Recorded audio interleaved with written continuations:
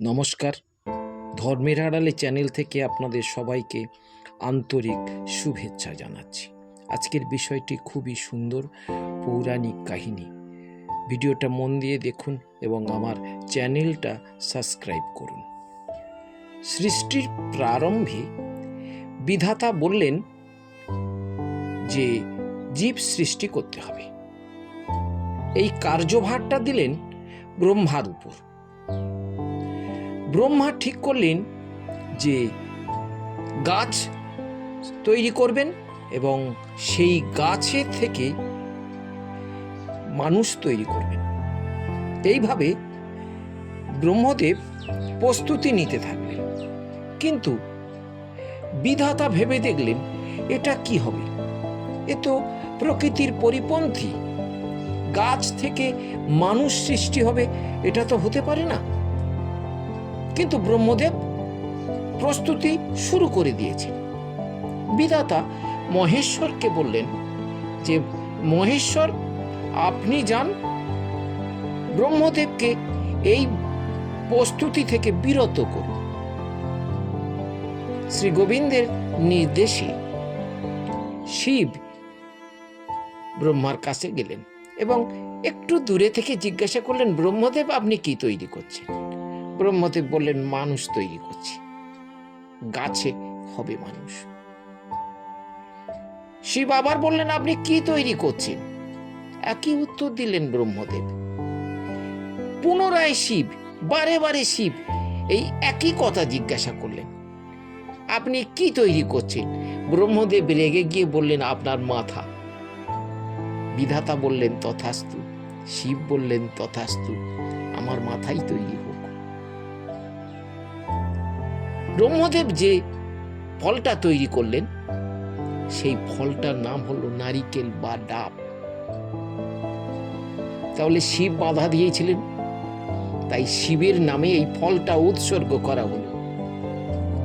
নারকেলটা হলো শিব, শিবের অংশ, শিবের একটা বিশেষ অংশ।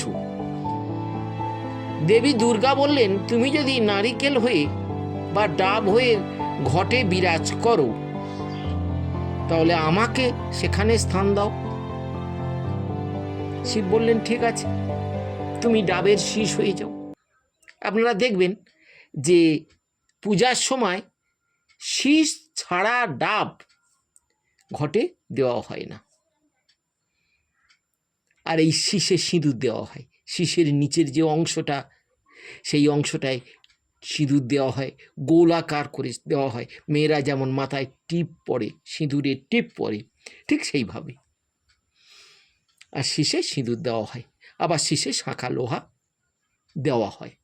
গঙ্গা বললেন, মহেশ্বর, আমি তো আপনার সঙ্গে সারা জীবন রয়েছি, তাহলে আমি কোথায় যাব?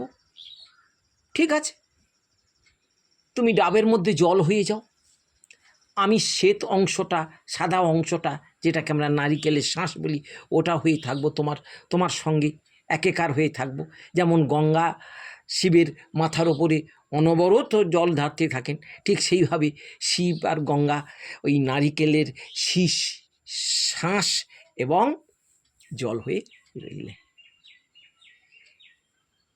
এইবারে যম বললেন, আমি কি হব? আমাকে একটু জায়গা দিন, ধর্মে কর্মে আমাকে একটু নিক, আমাকে দেখে সবাই ভয় পায়, তো আমাকে একটু নিন। ঠিক আছে, তুমি বর্ণ হয়ে থাকো, তোমার নীল বর্ণ, ডাবে দেখবেন সবুজ বর্ণ, ওটা নীল বর্ণ আর কি।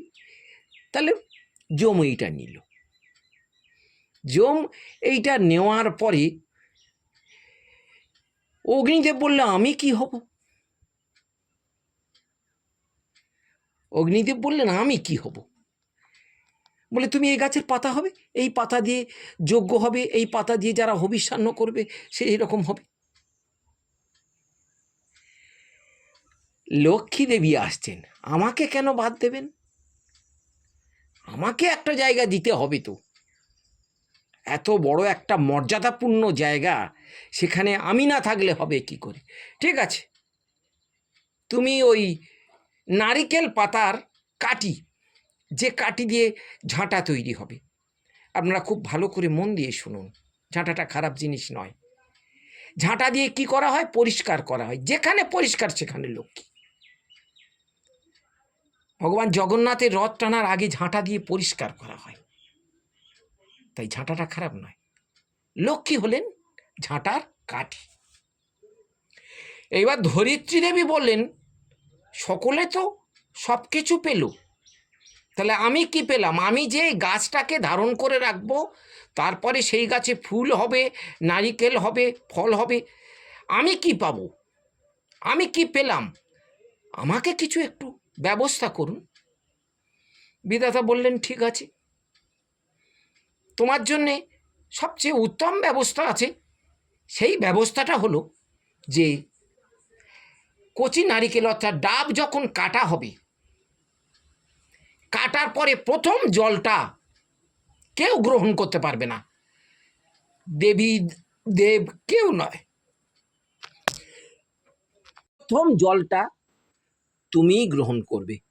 তাই আপনারা দেখবেন, ডাব কাটলে তার প্রথম জলের একটা ভাগ সেটা ধরিত্রীর বুকে পড়ে। এটা কেউ রদ করতে পারবে না। ডাব কাটা হয়েছে, অথচ সেই ডাবের পবিত্র জল ধরিত্রীর ওপর পড়েনি, আজও পর্যন্ত এমন ঘটনা ঘটেনি। এই সুন্দর কাহিনী আপনাদের সামনে তুলে ধরলাম। সবাই ভালো থাকবেন। জয় জগন্নাথ।